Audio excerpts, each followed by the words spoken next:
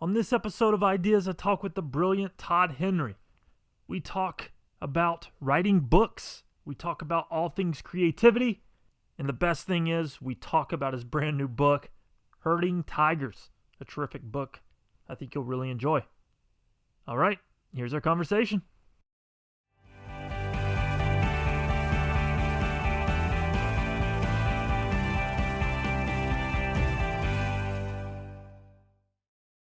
All right, today's guest is Todd Henry. He teaches leaders and organizations how to establish practices that lead to everyday brilliance. He's the author of 4 books, The Accidental Creative, Die Empty, that's one of my personal favorites, Louder Than Words, and now the brand new Herding Tigers, which he is here to talk about today. Todd, thank you so much for coming on the show. Adam, it is so great to be with you. Hey, you too, man. I just want to start off by asking, now on your 4th book, I have a lot of listeners who are either working on books or want to write a book. What have you learned after writing 4 books? I'm sure there's a little bit of different perspective than you had on book 1. What is it now after writing 4? Yeah, I think the main thing about writing books that I have learned over time, and I mean, there are a million things, obviously, that I could share, having now written 4 of them and published 4 of them. But I think the main thing that I have learned is that you have to give yourself permission to dive in and to write and to just kind of go for it and continue to crank away day after day, even if you're not 100% sure that what you've written is what it needs to be. I think that a lot of people become paralyzed in the midst of the process. They're so afraid of getting it wrong. They're so afraid of writing something that they're going to have to edit later. Well, that's what the editing process is for, right? Yeah, right. Is for going back and changing and shaping and morphing. And I wrote probably, I think the end manuscript for the new book is maybe around 72,000 words. And I think I probably wrote about 100,000 to 120,000 words for this book, which, tells you that maybe 50,000 words ended up not in the manuscript. And frankly, we cut out an entire chapter in the last draft, just because there wasn't really room for it. We felt like maybe there's a little bit of redundancy with some other parts of the book. So you just have to give yourself permission to write what you think and not be afraid of getting it wrong, because you have a long process after you finish the first draft, a long process to go back and to edit and to make sure that you get it exactly the way you want it to be. Now, did the process with this book look the same as the other 3, or was it different? I know editors, I don't know if you've had the same editor every book, but that can really change things. Yeah, I've had different editors I've had 3 different editors over the course of the 4 books. Okay. My editor for this new book was Nikki Papadopoulos at Portfolio, and she was, I love editors that speak truth, and she spoke truth, direct truth. I remember at one point, my tendency when I want to prove a point, my tendency is to lean into quotes from other people and use those quotes from other people to justify my thoughts or my insights or some of the patterns that I'm trying to put forth, some of the ideas I'm trying to advance. Mm-hmm. And at one point she said, "Can you remind me again whose name is on this book? Can you remind me, like, whose name's on the front of it?" I'm like, "Oh, it's my name." She said, "Well, then why don't you express your opinion and stop relying on big blocks of quotes from other people in order to prove your point." And I thought that was a really great insight. So it's good. It's always good to have an editor that will push you and challenge you to, a lot of writers, myself included, doesn't matter how tight you feel the research is, doesn't matter how long you've been thinking about these things or exploring these things or helping people sort through whatever topic you're writing about. It doesn't matter. When you realize you're putting something out there in fixed form that's going to be exposed to a lot of people, you're going to tend to get skittish and to be a little bit nervous about putting it out there. And so that's the one thing I think I've learned over the course of 4 books is that you have to have a point of view. You have to express that point of view unapologetically, and not everybody's going to love it. And one thing that Seth Godin said in a talk when we were both speaking a couple of years ago at the 99U conference in New York. I remember him saying from stage, The moment that you feel free to say it's not for you is the moment that you're freed up to make art. Wow. And I remember hearing that and thinking, that is really powerful. Yeah, because you have to just say, you know what, it's not for you. It's okay. It's okay that it's not for you. It's okay that you don't like it. It's okay that you say mean things about. I mean, I remember you mentioned that Die Empty was one of your favorite books, which is I appreciate that. Thank you very much.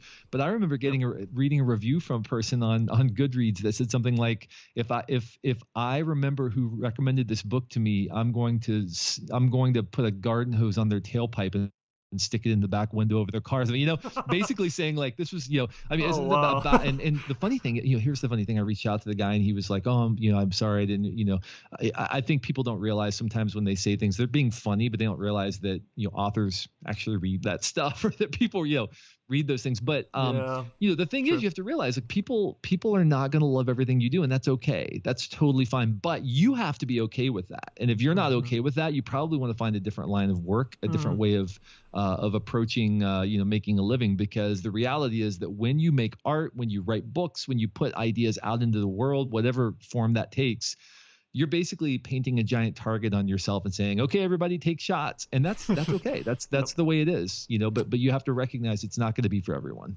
That's such good advice. And while we're talking about your book, I have a copy of your book right here in front of me, and the cover is fantastic, man. Oh, thank you. That's one of the best covers I think I've ever seen. It'll probably win an award this year. Just for listeners not able to see the book, it's a tiger sitting in an office chair with some really cool font, blue background, yellow writing.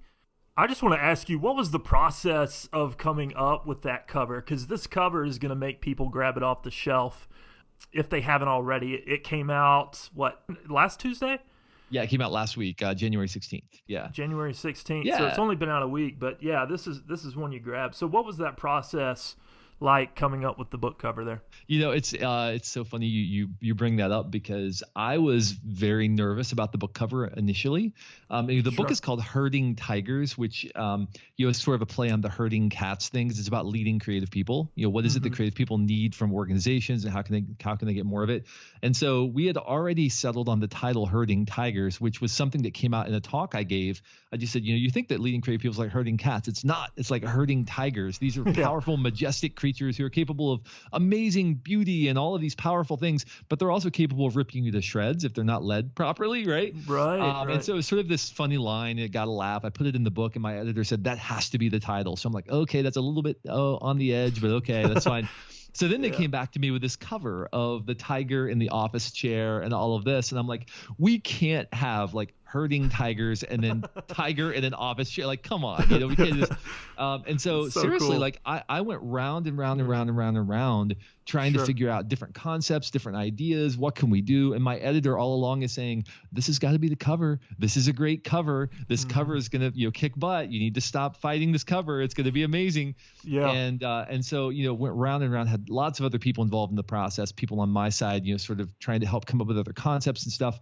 And then in the end, sort of said, all right, well, it seems like this is probably the best concept. And we kind of ran with it. And now the response universally has been, oh my gosh, what an amazing cover. This is amazing. This is, jumps off the shelf. So, again, it sort of gets back to this thing of like, you have to lean into the people. You can't just verbatim accept everything that people say, because even people who are quote unquote experts, often they're just expressing their opinion. And like sometimes better than other people, right? And so you have to understand your brand and who you are, what you're trying to do. But this definitely pushed me out of my comfort zone, and I really had to lean into the people around me with expertise who had educated opinions about this, and say, okay, well, it feels a little bit outside of my normal brand, outside of normally what I've done, but I'm so glad that I listened to those people around me, because the response has been, and again, this goes back to the thing of sometimes people are going to, anything you do that is worthwhile is going to be polarizing, right? People are going to love it, they're going to hate it. So there are people who absolutely hate this cover, and I'm like, okay, well, that's fine. But the thing is, people are responding to it, and the worst thing that you can be is irrelevant, right? Or the worst thing you can do is put something out that people just are like, okay. So I'm super, super glad that I was pushed in that direction, and here we are. Yeah, I mean, you'll probably read about those people that hate it on Goodreads, right?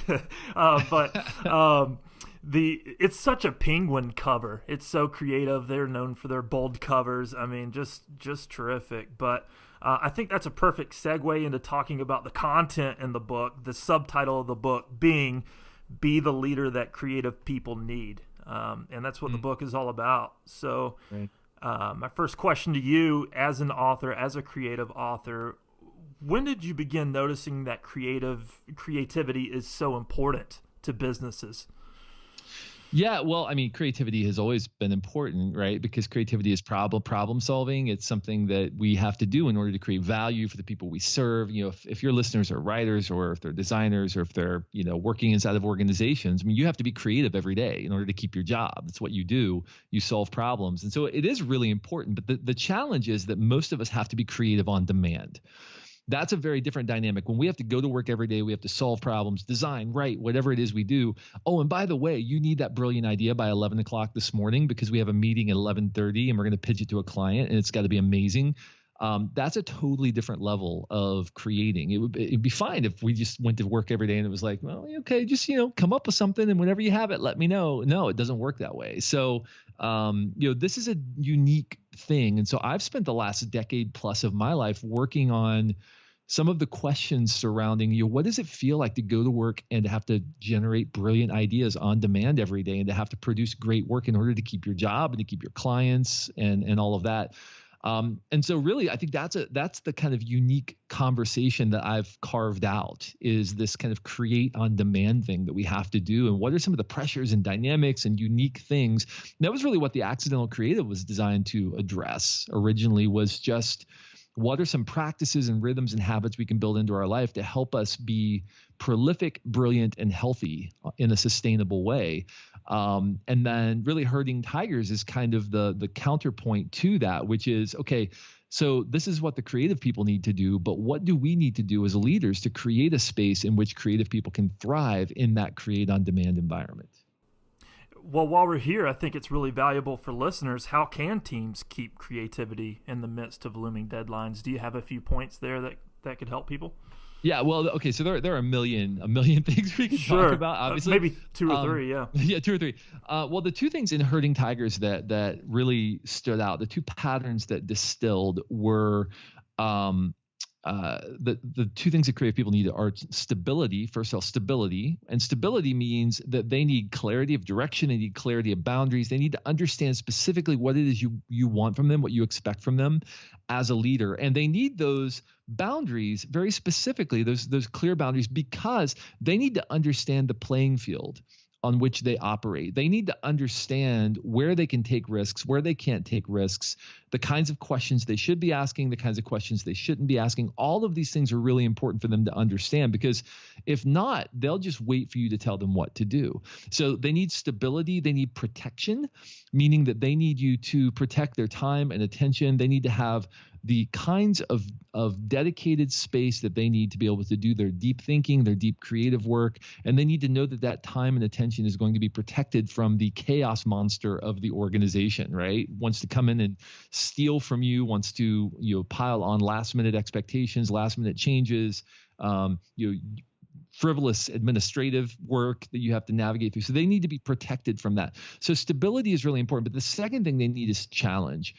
Creative people need to be pushed. They want to feel free to take risks, but they need to be given permission to take risks, because, if they feel like, well, this risk might get me fired, they're going to be much less likely to make that leap. But if they hear you say, hey, I want you to take a risk and know that I have your back when you do, well, then they're going to feel free to come up with ideas that push the bounds and sort of navigate the team beyond their current expectation set for the project. And so stability and challenge are the two things we need. The problem is, Adam, that stability and challenge exist in tension with one another. So as you tend to stabilize the organization, you tend to reduce the amount of challenge that the team feels, because things become predictable and repetitive and all of that.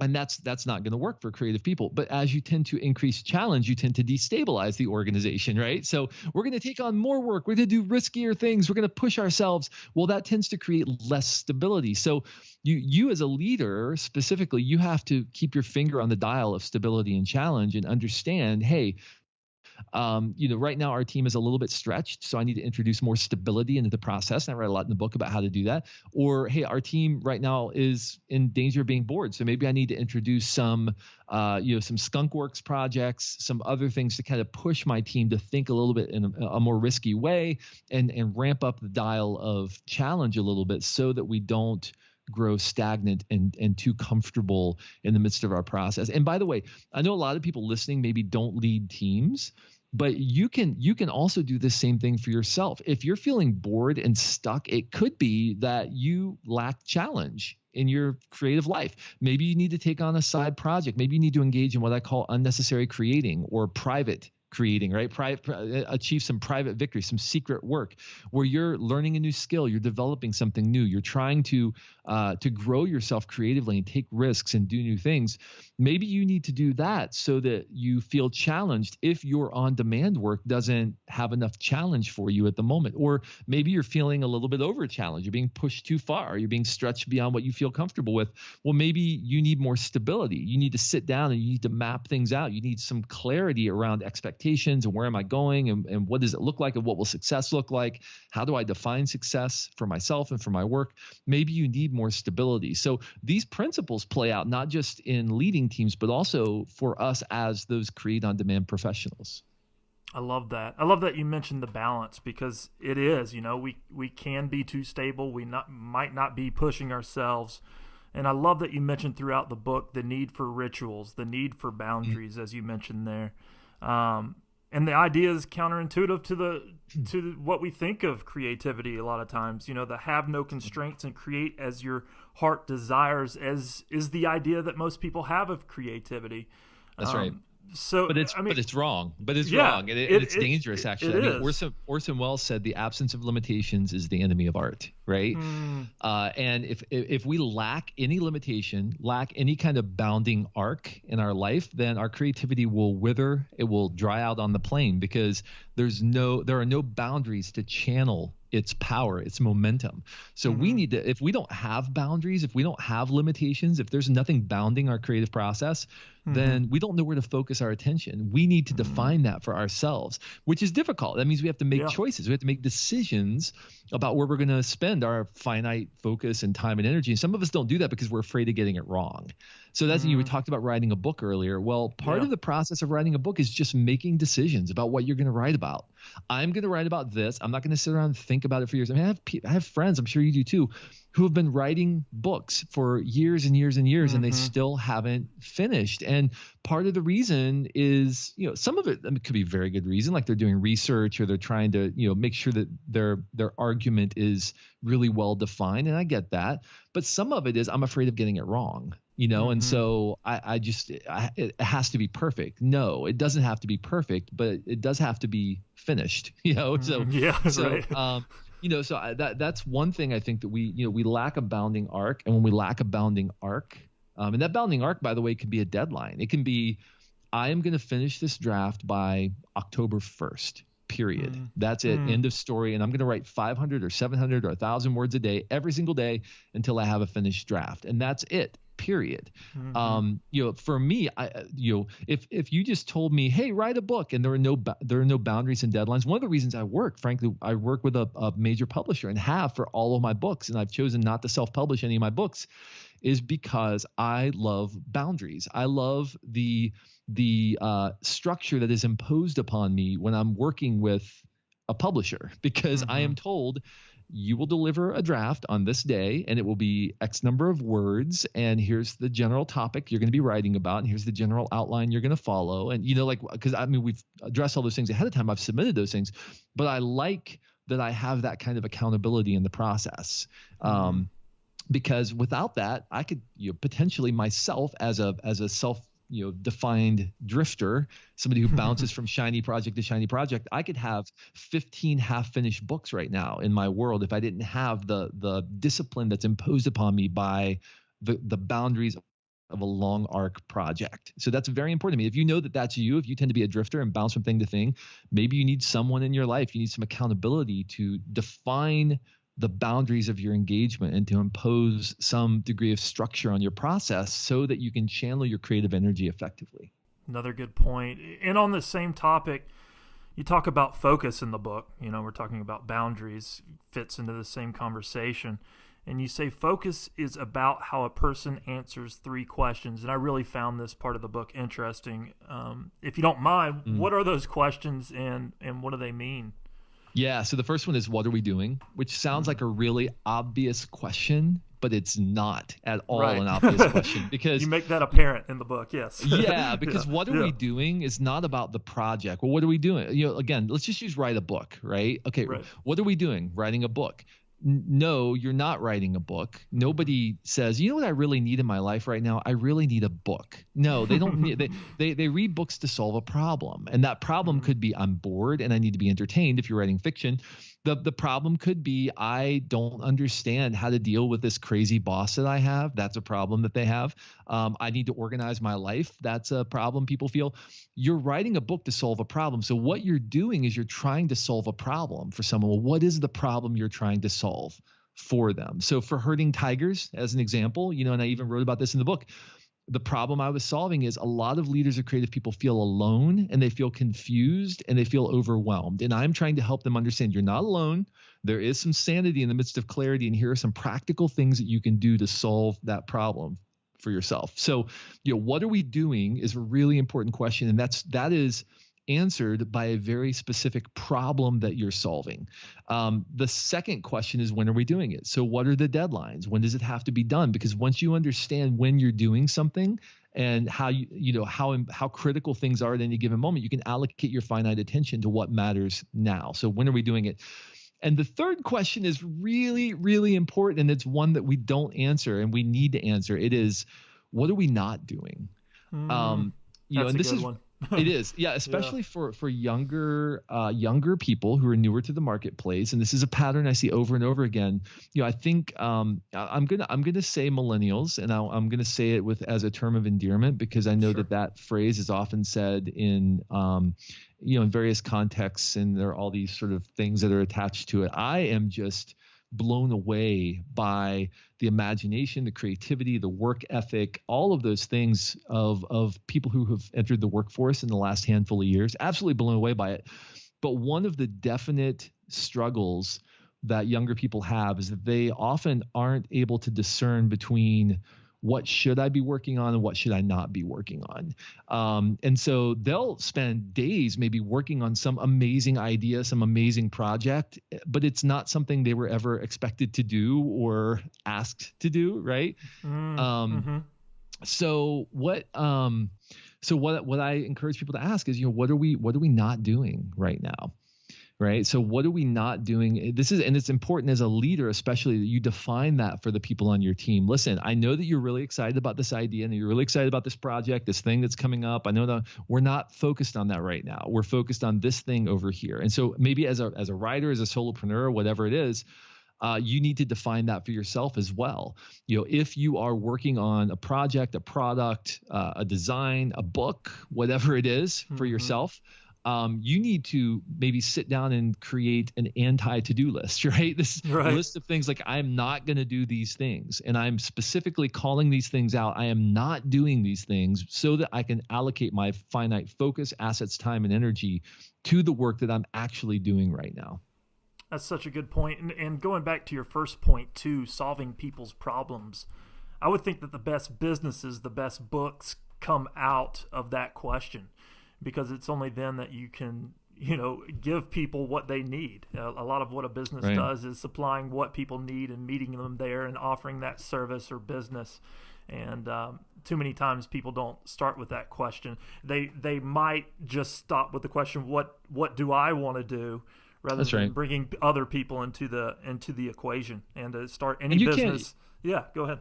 And you can't do that. You cannot start anything. If you just want to make art, great. Go make art. Make it for yourself. That's fine. But the moment that you expect other people to interact with your art in some capacity, then you have to ask, who am I trying to reach? What is it they care about? And how can I better understand how they're going to interact with and receive the thing that I'm making? You have to begin with them. You have to begin with empathy.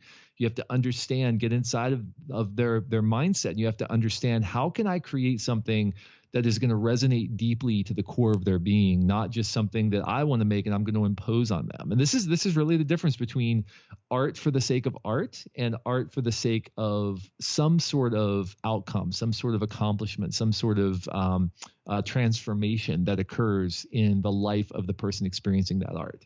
Listeners thinking about maybe a business idea or a book idea, solve a problem with it. And that's really what I gained from what Todd said there. Function is the other important point that you mentioned following focus, and this was a really cool section too. So what questions do we need to answer to know our function that you mentioned there in the book as well? Yeah, and so this is really about how are we going to get it done, right? So if you're working on a project, you need to ask, with regard to focus, what are we doing? What are we not doing? When are we doing it? But really, function is about how is it going to get done, and then who's going to do the work? Who's accountable for what? Accountability is really important. And even if you're a solopreneur, accountability is absolutely critical. You have to define, here's who's going to do this work. And maybe the answer is me for everything. But you can't just have a giant, stew of responsibilities that you're constantly stirring with absolutely no clarity whatsoever about, which is important, when is it important. So you have to create accountability for yourself. You have to lead yourself. If you're a solopreneur, if you're leading a team of people, then how are we going to get the work done? When is it going to get done?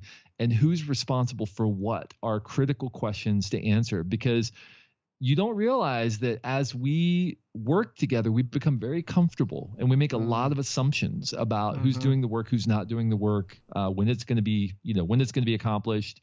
And so we get a couple weeks into a project and suddenly we realize, oh, I thought you were going to do, oh, okay, well, I was supposed to do that. Okay, fine. And then, and that happens all the time. And by the way, the same thing applies as a solopreneur. You need to treat yourself like an employee. Okay, Todd, today from 8 o'clock to 9 o'clock, you're going to work on this book section. And then tomorrow you're going to work, from 9 to 10 today, you're going to work on this marketing plan. And then from, I do that every day. I sit down and I block off as a tool I learned from Mike Rohde. I don't know if you know Mike from Rohde Design.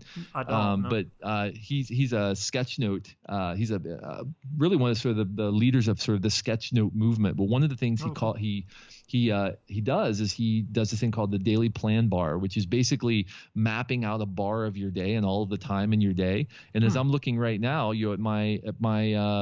I do this on an iPad Pro. I have a little template that I created on my iPad Pro to help me do this. But it's it's writing a blog post, working on an email, working on some outlines for a talk I'm going to give. And I've got my interview with you blocked off, right? And I've got a lunch meeting today with somebody from an agency, and I've got another interview this afternoon, and then I've got a block of time this afternoon dedicated to creating a podcast episode and doing some other things I have to do for a client. My day is mapped out. It's planned out. It's like I'm an employee and I'm telling myself, here's how you're going to spend your time today. I'm time blocking, in other words. And so it's important. It's easy if you work on your own, or if you have a small business, you have a small group of people that you're accountable for. It's really easy to just kind of drift. But if you are dedicated to answering this question, how is the work going to get done? Who's going to do it? When is it going to get done? And who's accountable for the outcome, and treat yourself like an employee, then it really provides a lot of clarity to how you approach your days. That's so good. And so far we've talked about tasks, but then you mentioned this point of fire, and I love that. So I just want to ask you, in your opinion, how do we find fire? And then how do we give or, allow for that fire to take place in our team as well as we're pursuing these things? Yeah, so fire is really about what motivates us. What is the through line? What is the core why of what we do? And it's not the sort of, sort of step back and discover your why thing that I know has become a very popular topic of conversation. Right. It's really more about identifying the through line in your work. What is really the core underlying through line in our work? What is it we're really trying to do? Why are we doing this? Why does it matter? It's easy to get lost in the tasks and forget about the core reason that you're doing anything in your life and your business. And so why are we doing this? Why is this important? It's not just, I want to, crank out something for a client so I can pay my mortgage. Right. It's no, I am literally transforming the way that people think about how they approach their life and their work, and I'm improving their lives. I'm creating tremendous value for them and for their clients. And essentially, at the end of the day, I'm changing the way that we think about creative work in the marketplace. Well, that's a very compelling why to me. I'm very driven by that why. And so when I am going about a task, whatever it is, any kind, like a business development task, if I'm working for a client, if I'm doing a strategy session for a client, something, all of those things have to tie back to a core why for me. And that core why is in 5 years, these people are going to be producing the best work of their life. And they're going to look back and they're going to say, I was completely transformed. My mindset and my mechanics were completely transformed through that interaction that we had with Todd, or through that book I read, or, in 10 years, when people are talking about great leaders in their organization, a person who read my book, Herding Tigers, is going to be the person that they mention, and that person will be making echoes through the organization for generations to come. Like, that's what drives me. That's what I want to see. And so if you don't have a really clear understanding of that, then it's going to be really hard for you to engage with your work. And that's really what FIRE is about. It's sort of the quiet river that runs beneath the surface of your work, but that fuels everything that you do. And what would your recommendation be for people who have lost it? Stop what they're doing right now and find it like immediately? Is that the top priority, or what would your advice there? No, I think you discover your passion in the midst of working, right? You discover productive passion in the midst of working. There are a couple of questions you can ask, and I talked about these in Louder Than Words, my last book. The first one is, what makes you compassionately angry? Not road rage, not just sheer anger, like somebody cut me off, but like what fills you with compassionate anger? Compassion means to make suffering common, or to suffer with. So what fills you with compassionate anger? What makes you think, somebody needs to do something about that? Well, that somebody's probably you, right? Yeah. What moves you emotionally? What makes you cry? When you see a movie, what kind of movie is it that makes you cry? For me, it's stories of underdogs, underdogs overcoming odds. I love the stories of underdogs, and I will bawl my eyes out anytime I see a movie with an underdog. And some of my best work happens when I'm working with underdogs, because I love helping Davids take on Goliaths. I do. It's part of my core productive passion. So what is that for you? What is it that fills you with some sort of emotion, or what moves you emotionally? That's a great clue to that productive passion. And then another one is, what gives you hope? What do you believe that few people around you believe? What is it something people look at you and say, well, you're crazy. Why do you believe that? That's nuts. But yet you hold firm in the midst of that. What is that for you? And that's another great clue to this productive passion. Is there something that you believe that other people think you're crazy for believing, but you can't shake it? You can't get it out of your brain. So those are a couple of questions to help you begin to identify what is that core productive passion that drives you. And this word passion, we talk about this all the time, Adam. This word passion meaning, something I like, or something I'm interested in, or something I enjoy doing.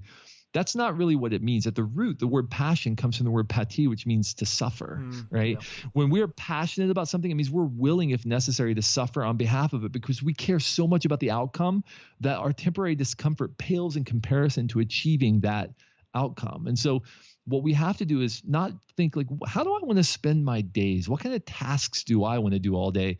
But instead think, what outcome am I so committed to that I am going to move, I am going to move heaven and earth. I'm going to trek through hell and high water in order to accomplish it, because I care so much about the outcome that I'm willing to endure the temporary suffering necessary to make it happen. I heard that's interesting you would mention that. I heard recently someone say that the only way to happiness is through suffering, and I thought that was profound. Yeah, I think that's true. I think we spend our lives trying to avoid suffering. Yeah. And the reality is that suffering is often what yields the biggest insights in life, and ultimately yields the contrast that we need in order to appreciate those moments of joy, or those moments of happiness in our life. And by the way, happiness and joy are very different things too. I mean, I'm sure you know people, as I know people, who have been through tremendous suffering in their life, and yet they have some sort of underlying joy even in the midst of suffering. And you think, how in the world is that possible? They're not happy necessarily, but there's joy there. There's a sort of stability and a clarity that, and so, I think that when we seek happiness, what we mean is, I want everything to be the way it is right now. I want everything to be, all my circumstances to stay the same, but that's never going to happen. And if your long-term contentment is completely dependent on your external circumstances, you're going to end up miserable. But if you can discover joy in the midst of what you're doing, then it completely transforms your life. And so that would be my encouragement to people, is to try to figure out what is the thing that brings you joy, not happiness, but joy, and does it in a healthy way. And that, again, and discover and tap into that productive passion. That will make all the difference in your life.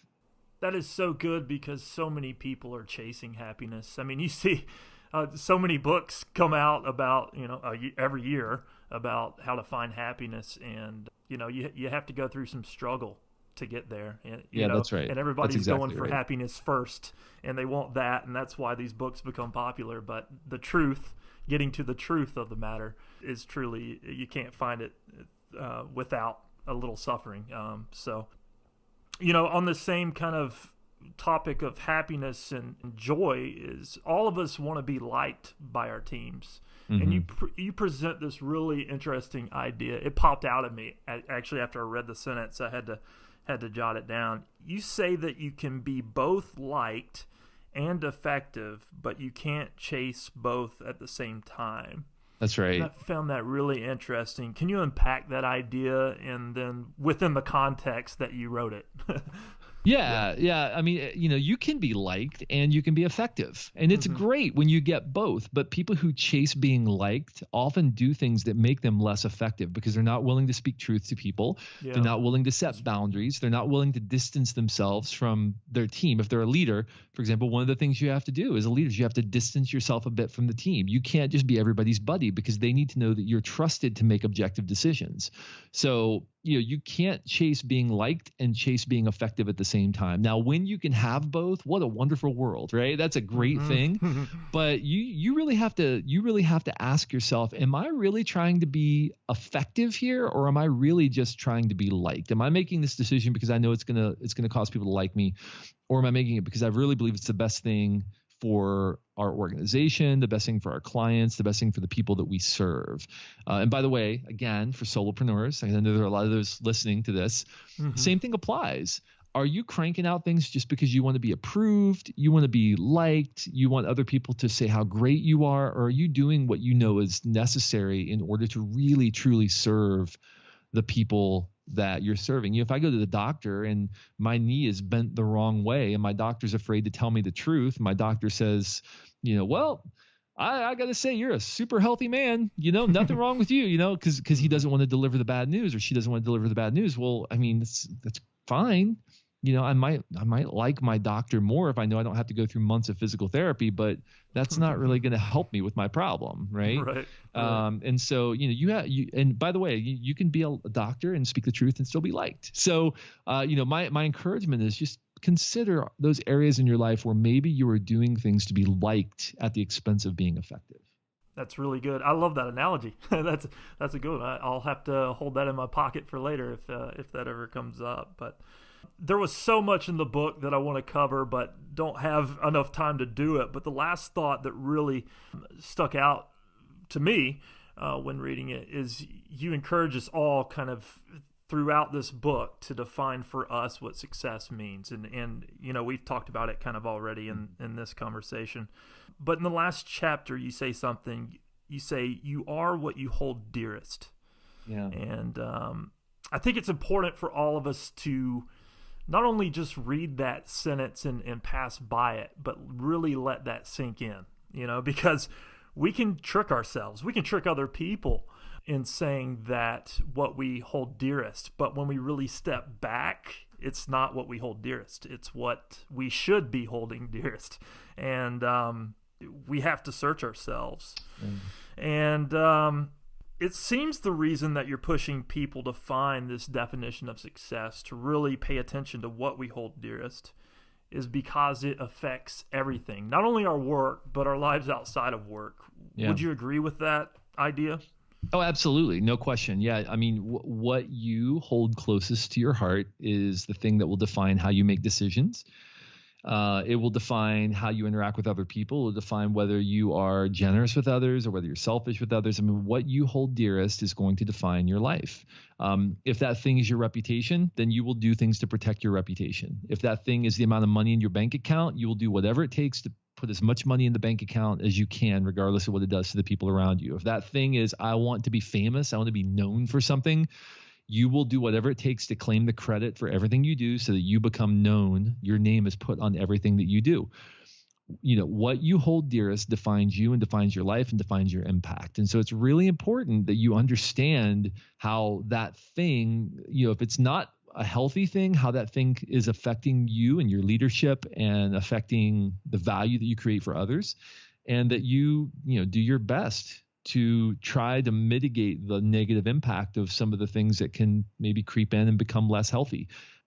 And also that you've defined what it is you really want out of life and what it is you feel like you should be holding dearest, and that you begin making decisions through that framework. If you don't have a clear decision-making framework before you get into a moment where you're tempted to compromise, then you're already toast, right?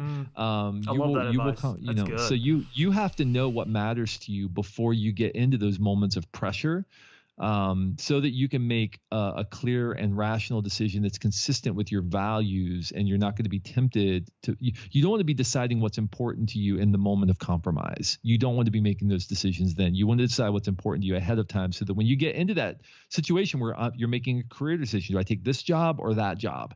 Do I bend the truth with my client in order to, because I know it's not really going to matter, or is that absolutely off the table at all times for me? You need to make those decisions ahead of time so that you're not making them in the moment when you're tempted to compromise who you are and what you value. Because the first time we hear this all the time, but the first time you compromise, it just makes it so much easier next time to compromise in bigger and potentially more devastating ways.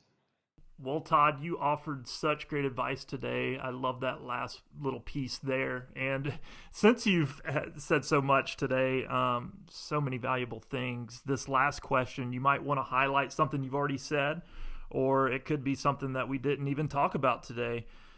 But what's one last piece of advice that you would like to leave listeners with today? I would just encourage people to recognize that the greatest impact they make in their life is not going to be a product they make or a business they build, a brand that they develop or cultivate. All of those things in 100 years are going to be forgotten. I'm sorry, I hate to break it to people. I'm throwing myself into this as well. Your business will be completely erased off the face of this earth in 100 years. Nobody's going to remember you. Period. Doesn't matter. So just, keep that in mind for perspective, and also recognize that the greatest impact you're going to have is in the lives of the people you interact with and the lives of the people you lead, period. The only impact that will stand in 100 years is the impact that's the result of whatever influence you have had on the people around you.